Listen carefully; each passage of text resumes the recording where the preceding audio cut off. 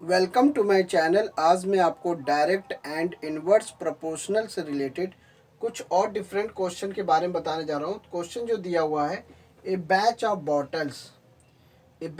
Bottles was packed in 25 boxes with 12 bottles in each box.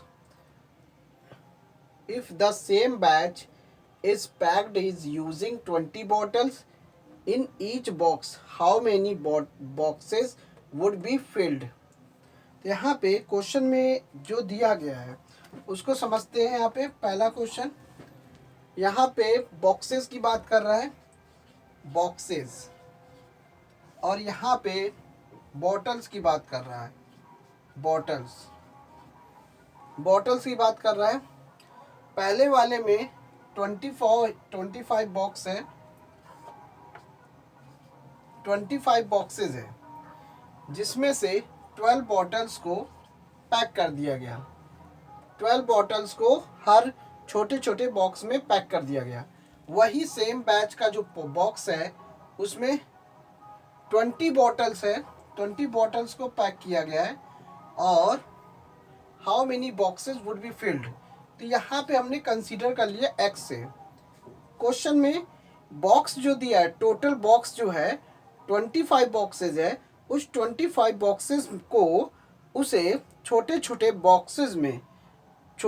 Boxes में 12 हर boxes में 12 bottles को pack किया जाता है।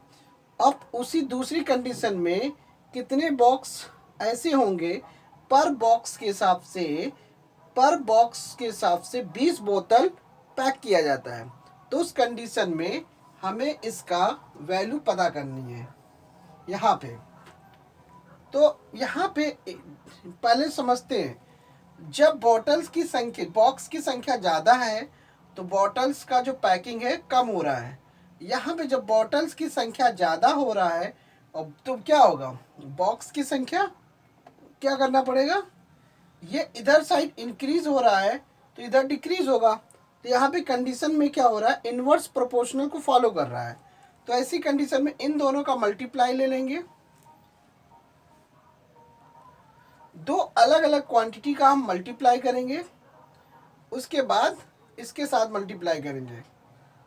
तो यहाँ पे 5 इंटू 12 और x इंटू 20,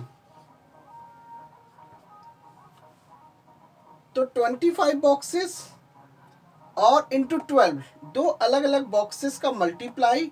जैसे इस दो अलग अलग क्वांटिटी है तो उसका मल्टीप्लाई और इसका मल्टीप्लाई अलग करेंगे।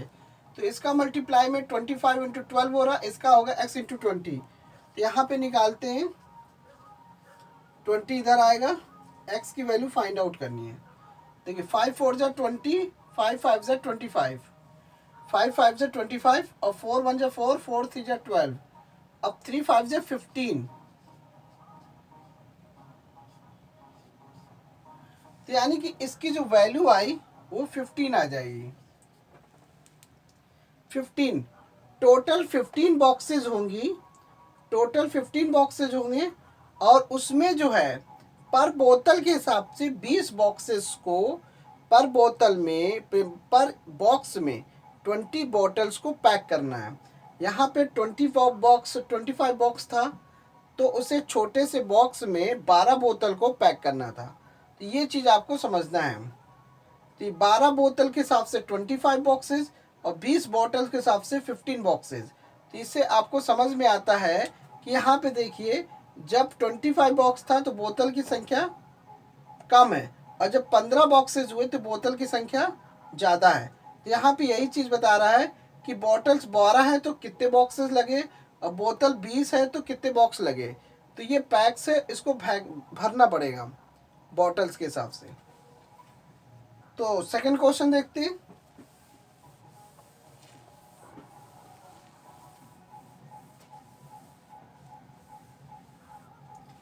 क्वेश्चन में यही दिया हुआ है, बोटल्स वाज पैक्ड 25 बॉक्सेस, बोतल को 25 बॉक्सेस में पैक किया गया है 12 बोतल के हिसाब से। उसी सेम बैच के हिसाब से 20 बोतल को कितने बॉक्सेस में पैक करना है ये निकालना है। अब सेकंड क्वेश्चन का हिसाब से समझते हैं। एक फैक्ट्री में रिक्वायर्ड जो है 42 मशीन है to produce a given number of articles.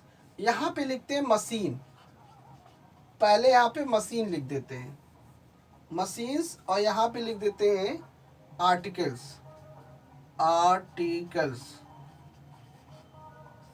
Articles की बात हो रही है। टोटल 42 मशीन है। 42 मशीन में नंबर ऑफ आर्टिकल्स जो है 63 डेज।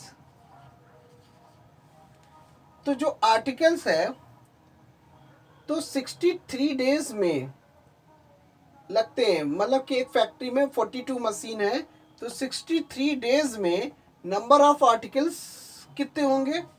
तो 63 डेज के हिसाब से हाउ मेनी मशीन्स, यहाँ पे मशीन है तो यहाँ पे हम एक्स से रिप्रेजेंट करेंगे और उसमें 54 डेज लगते हैं।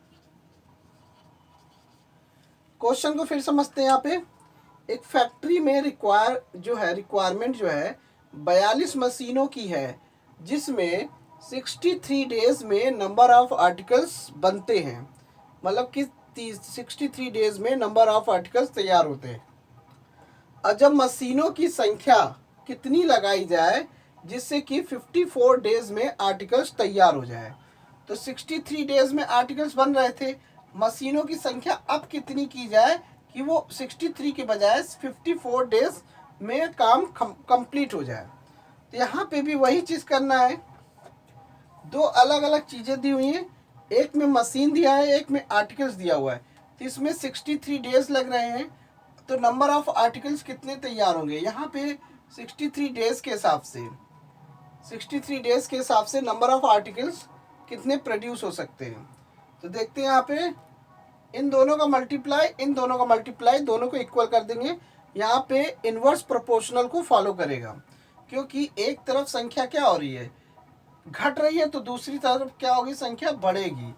तो देखिए 63 था तो 54 हो गया, इस तरफ घट रही है तो इस तरफ क्या होगा, इस तरफ घट रही है तो इस तरफ क्या होगा, बढ़ेगा। तो मशीनों की संख्या जब बढ़ेगी तो दिन की संख्या क्या होगी, कम होगी। तो यहाँ पे इन्वर्स प्रोपोर्शनल को फॉलो करेगा 42 इंटू 63। तो ये इन्वर्स प्रोपोर्शनल ये कहता है कि दो अलग अलग क्वांटिटी का मल्टीप्लाई करने से इन्वर्स प्रोपोर्शनल को फॉलो करेगा। तो ये भी इसका मल्टीप्लाई दोनों एक दूसरे के इक्वल करते हैं। तो x इंटू 54, 42 63 अपॉन 54। अब यहाँ पे देखिए सिंपल करते हैं, किससे कट जाएगा, 9 से काट देते हैं। 9 6 जा 54 और 9 7 जा 63। 9 6 जा 54, 9 7 जा 63 और 6 1 जा 6, 6 7 जा 42, 7 7 जा 49, 7 7 जा 49। देखिए x की वैल्यू 49 मशीन हुई। तो जब मशीनों की संख्या बढ़ा दी गई तो दिनों की संख्या कम हो गई। जब मशीनों की संख्या कम थी तो दिन की संख्या क्या थी, अधिक लग रही थी। तो कितना आर्टिकल्स प्रोड्यूस करेगा? तो अगर मशीन कम है तो दिनों की संख्या ज़्यादा होगा, तो नंबर ऑफ आर्टिकल्स उतने ही होंगे, उतने ही इसमें भी होंगे, उतने ही नंबर ऑफ आर्टिकल्स प्रोड्यूस करेगा। तो बस शर्तें क्या है, 63 डेज में लगेगा 42 मशीन के हिसाब से। अब 49 मशीन हो जाएगा तो 54 डेज में वो आर्टिकल्स तैयार कर देगा, जितनी आर्टिकल्स बनने होते हैं। ये चीज़ है, डायरेक्ट इनवर्स प्रोपोर्शनल के अकॉर्डिंग सवाल है। तो 49 आएगा यहाँ पे।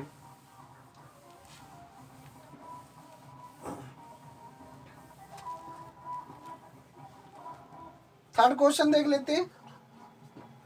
एक कार है जिसमें 2 घंटे में to reach destination by travelling at a speed of 60 kilometre per hour. यहाँ पे लिखते हैं स्पीड और इधर लिखते हैं आवर, कितना समय लगेगा।